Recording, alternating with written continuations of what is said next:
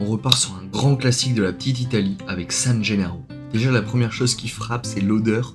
On a vraiment une odeur de beignet frit, c'est assez engageant. Pour ce qui est de la texture, c'est assez marrant. On a un arrière qui a l'air très moelleux et le dessus un peu plus rêche, un peu plus croustillant. Je pense que la pâte va donner une belle texture. Pour la ricotta, on voit que c'est quelque chose qui a l'air assez lisse. On va voir ce que ça donne en bouche. On y va. On a effectivement cette double texture de la pâte, un dessus un peu plus sec qui donne une mâche un peu plus ferme et un dessous très moelleux. C'est plutôt pas mal, ça manque quand même de croustillant ceci dit. Pour la ricotta, on voit qu'il n'y en a pas beaucoup, mais elle a un super goût vanillé, peut-être un poil trop sucré. La texture est assez lisse, ça donne pas tant de mâche que ça. C'est vrai que j'aurais aimé plus de ricotta pour l'avoir plus en bouche, là surtout la pâte qui brille.